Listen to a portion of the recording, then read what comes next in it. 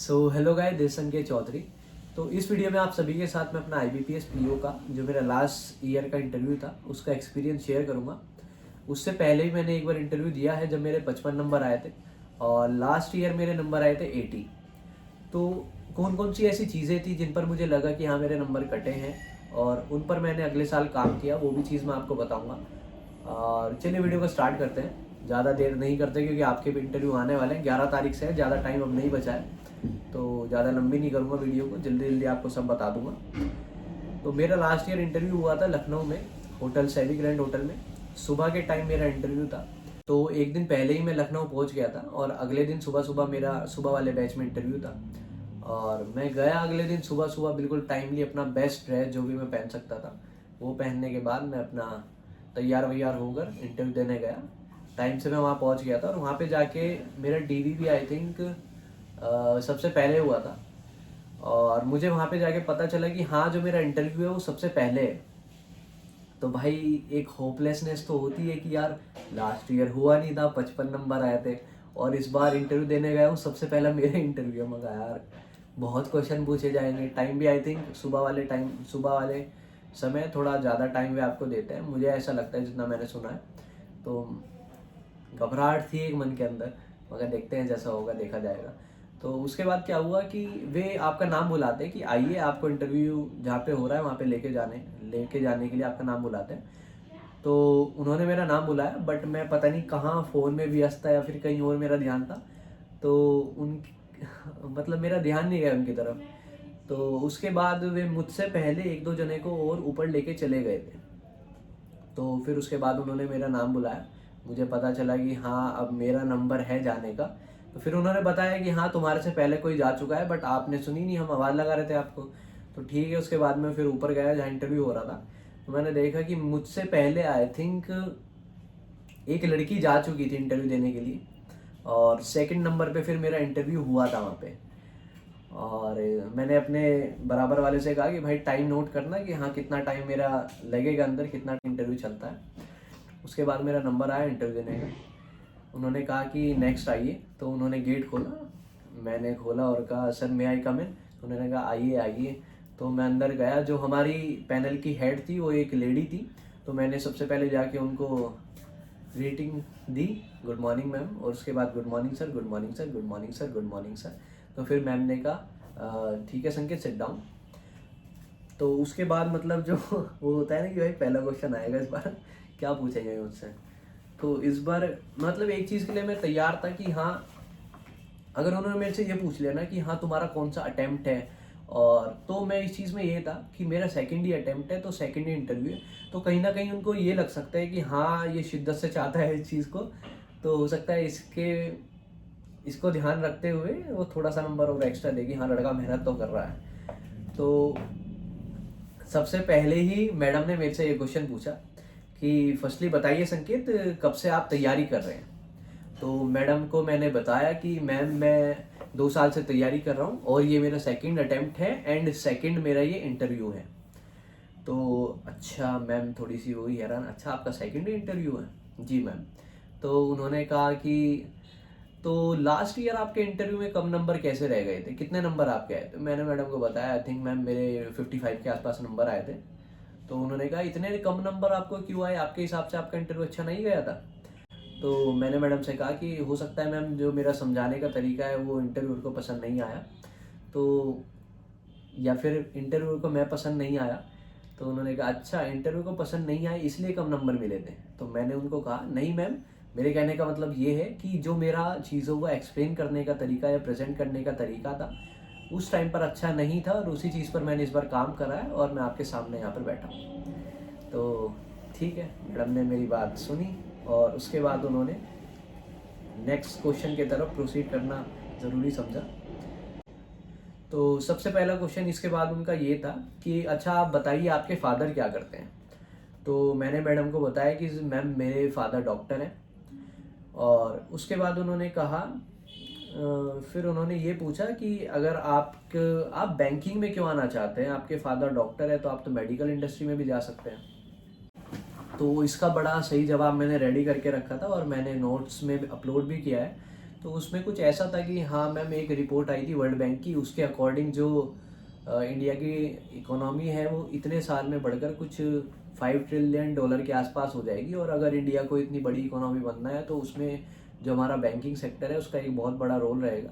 तो banking sector मेरे को एक अपॉर्चुनिटी प्रोवाइड करता है मेरी पर्सनल ग्रोथ के लिए भी। और मेरे को फाइनेंस की न्यूज़ पढ़ना भी अच्छा लगता है, बैंकिंग की न्यूज़ पढ़ना अच्छा लगता है, तो बेसिकली मेरा इंटरेस्ट भी है इसमें।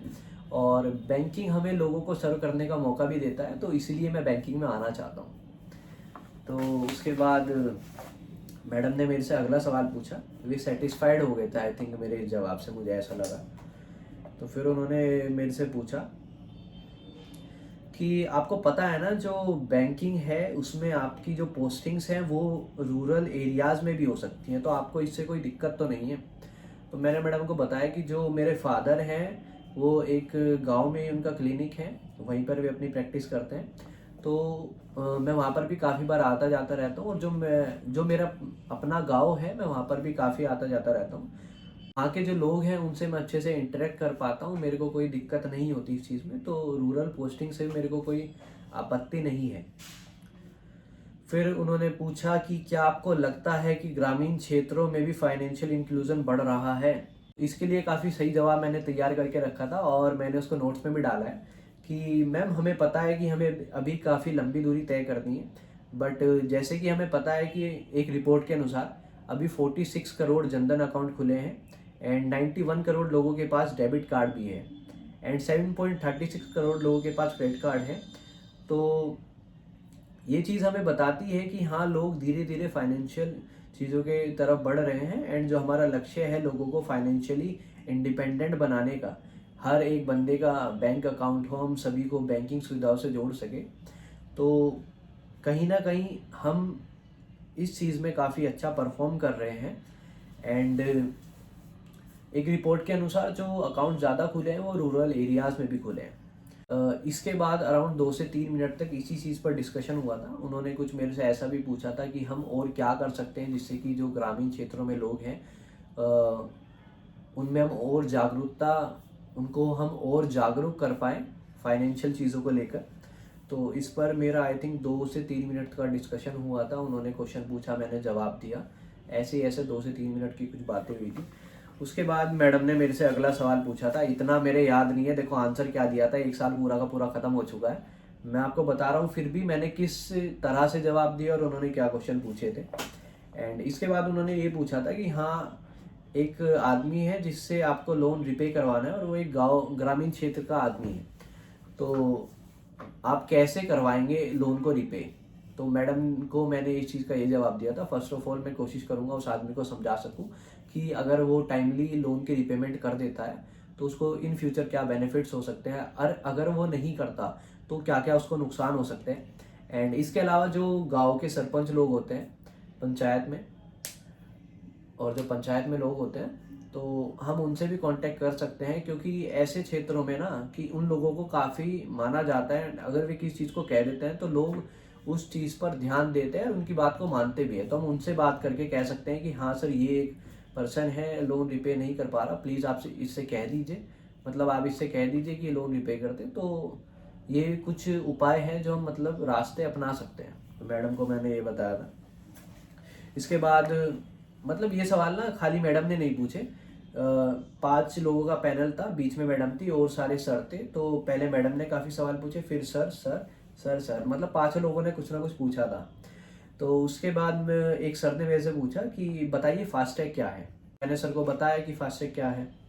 उसके बाद दूसरे सर ने मेरे से ये पूछा कि मुजफ्फरनगर से आप बिलोंग करते हैं तो वहाँ का जो लीड बैंक है वो कौन सा है। तो मैंने सर को बता दिया ये क्वेश्चन का जवाब भी। इसके बाद एक सर ने मेरे से कुछ अलग सा क्वेश्चन पूछा था, सिचुएशनल क्वेश्चन था कि आप किसी मतलब जैसा आपको पता है कि साइबर क्राइम्स काफ़ी ज़्यादा बढ़ रहे हैं, तो आप अगर किसी साइबर क्राइम संस्था के हेड हैं तो आप इस चीज़ को लेकर क्या करेंगे।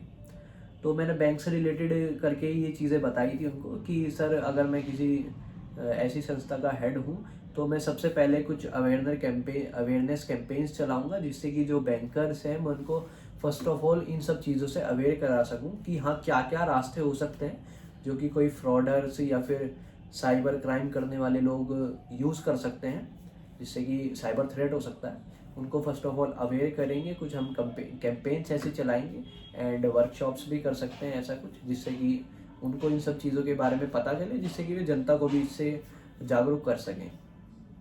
तो ये चीज़ मैंने उनसे कही थी। इसके बाद एक आई थिंक मेरा इंटरव्यू में 1 या 2 क्वेश्चन कोई और भी पूछे होंगे भाई, एग्जैक्टली याद नहीं है मेरे, बट वे सवाल छोटे मोटे रहे होंगे, इससे ज़्यादा कुछ नहीं। जाते जाते मैडम ने मेरे से एक सवाल और पूछा था कि अगर आपको कोई भी 2 सलाह देनी हो यूपी गवर्नमेंट को, तो आप क्या सलाह देंगे। तो फर्स्ट तो मैंने यही कहा था कि मैम, जो यूपी में क्राइम रेट है हमें उसको कम करना चाहिए, ताकि जो बड़ी बड़ी कंपनीज़ हैं वो यूपी में अपनी फैक्ट्री सेटअप करने के लिए कंफर्टेबल रहें, जिससे कि जो यूपी की इकोनॉमी है वो भी धीरे धीरे बढ़े। एंड सेकंड आंसर मैंने और दिया था कि दूसरी सलाह मैं क्या दूंगा, मेरे वो याद नहीं आ रहा है, बिल्कुल भी याद नहीं आ रहा। बहुत मैंने ट्राई कर लिया कि हाँ क्या कहा था, बट याद नहीं है। तो उसके बाद उन्होंने कहा ठीक है संकेत, आप जा सकते हैं। तो यहीं पर मेरा इंटरव्यू ख़त्म हो गया था। मैं साइड में खड़ा हुआ, उसके बाद मैंने सबको ग्रीट करा, उसके बाद गया मैं और मैंने गेट को आराम से बिल्कुल ढुकाया, ठीक है। उसके बाद मेरा इंटरव्यू ख़त्म हो गया। तो बाहर जाके मैंने उस बंदे से पूछा जो मेरा टाइम नोट करने के लिए, जिसे मैंने कहा था, तो वो कह रहा था भाई तुम्हारा इंटरव्यू 14 मिनट तक चला है। तो मुझे अंदर तो महसूस ऐसा हो ही नहीं रहा था कि यार इतना समय हो गया। खैर सिचुएशनल क्वेश्चन काफ़ी पूछे उन्होंने, तो उस टाइम इतना टाइम पे ध्यान गया नहीं अंदर बैठ के।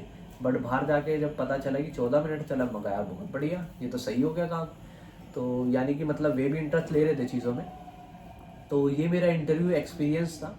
और पहले साल के मुकाबले मैंने दूसरे साल में क्या चीज़ें करी मैं आपको बताऊं। मैंने किसी भी चीज़ पर ब्लफ नहीं करा, और जो मेन चीज़ें थी वो मैं सारी तैयार करके गया था। जैसे पिछले साल मेरा IBPS की टैगलाइन मैंने मिस कर दी थी, तो मैंने ऐसी जो मेन चीज़ें थी फर्स्ट ऑफ ऑल सबसे पहले उन पर ही ध्यान दिया कि अगर ऐसा कोई सवाल पूछा जाए तो उसका आंसर तो देना ही देना है।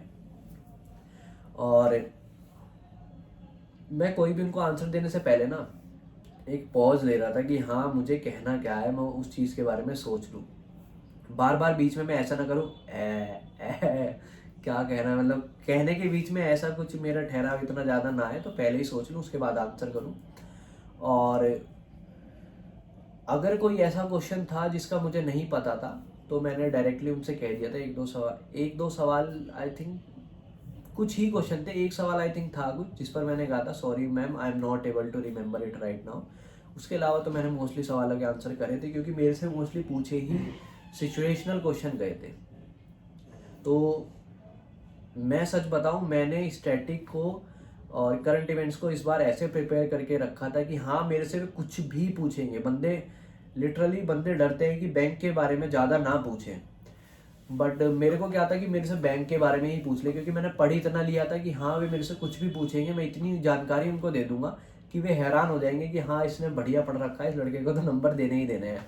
बट उन्होंने ऐसा कुछ नहीं पूछा, बट जो भी पूछा उसका भी मैंने कॉन्फिडेंटली आंसर करा। जब इंटरव्यू दे के आते हैं तो उसके बाद भी घबराहट तो होती है कि यार पता नहीं फिर भी कितने नंबर देंगे, तूने अपना बेस्ट तो कर लिया, फिर भी कितने नंबर देंगे। तो वो होपलेसनेस उस इंटरव्यू को देने के बाद भी थी। बट जब मैंने रिजल्ट में देखा तो आई थिंक इंटरव्यूअर सारे खुश हो गए थे और मुझे उन्होंने 80+ नंबर दिए थे इस बार। तो बेस्ट बैंक जो मेरा फर्स्ट प्रेफरेंस का बैंक था वो मुझे मिल गया, क्योंकि इंटरव्यू में अच्छे नंबर आए थे, मेंस में भी काफ़ी अच्छे नंबर आए थे। तो फाइनली सिलेक्शन हो गया था इस इंटरव्यू की वजह से भी।